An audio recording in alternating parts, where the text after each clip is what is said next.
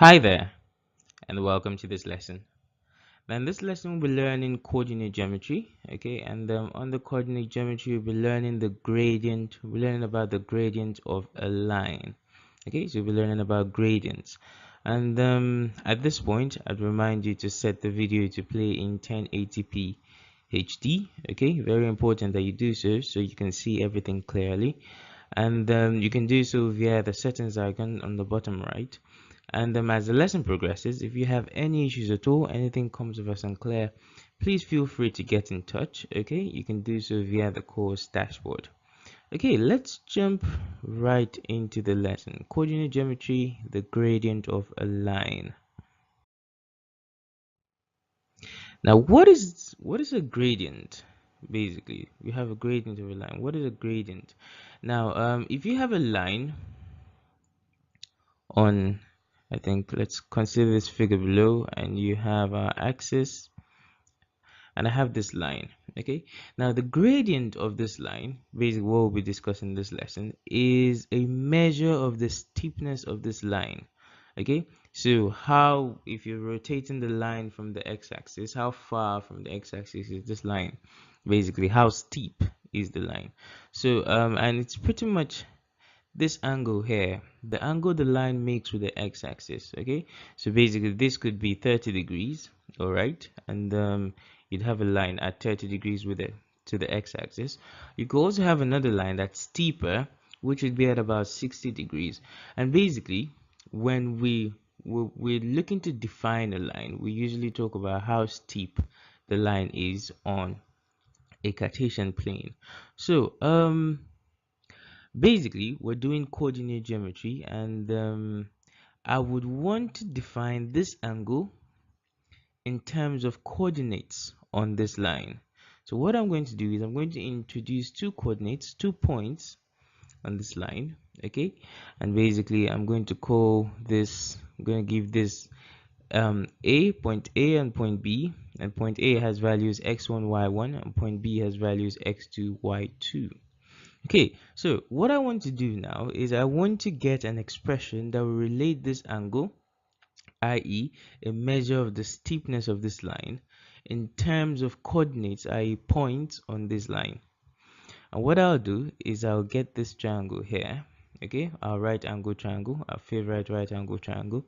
And basically what I have is I have the same angle.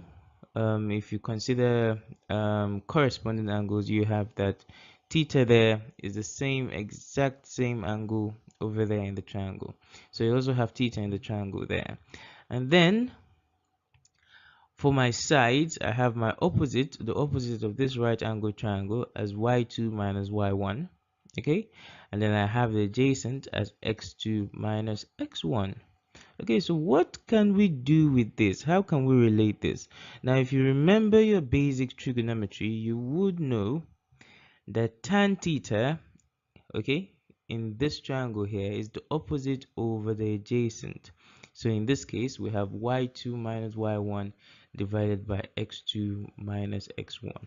Okay, and usually when we're talking gradients of lines, we don't use the angle. Yes, it is the angle we're considering, but we, instead of using the angle itself, we use the tangent of the angle. Okay, so the gradient of a line is the tangent of the angle that the line makes with the horizontal x-axis. Okay, and we usually represent gradients with m. Okay, so instead of tan theta, we have a number m. Okay, because theta will usually be in degrees, but the number m is just a regular number in itself, which is the tan theta. And basically we have that m, the gradient of the line, equals y2 minus y1 over x2 minus x1, and this is a measure of the steepness of this line using 2 points on the line. It's actually fairly easy, there really isn't much to it, and we're going to go ahead and solve some examples where we find the gradients of lines. So example 1, and example 1 says find the gradient of the line joining the points P2, 1 and Q4, 2. Okay, how do we go about doing this? The first thing we want to do is we want to identify a formula. We have that gradient equals y2 minus y1 over x2 minus x1. Okay, and then next thing we want to do, identify our parameters. We have that y2 in this case is 2, y1 is 1, x2 is 4, and x1 is 2. And right after that, we just put all of that into the formula, and then we solve out and we have a final answer. And the gradient of the line joining the points P and Q is 1 over 2.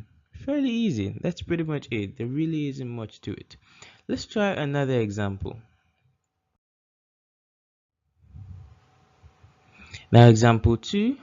And example 2 says find the gradient of the line joining the points M 3, minus 2 and N 7, 2. Okay, so the first thing we want to do, we want to identify a formula, and then right after that we have y2 as identifier parameters. We have the y2 in this case is 2, y1 is minus 2, x2 is 7, and x1 is 3. Okay, and then we put all of that into our formula. Okay, and we have our final answer: m equals 4 over 4, m equals 1. And that is how you find the gradient of a line. There really is, it's actually ridiculously easy. There really isn't much to it. And yeah, that would be it for this lesson. Okay, bye for now.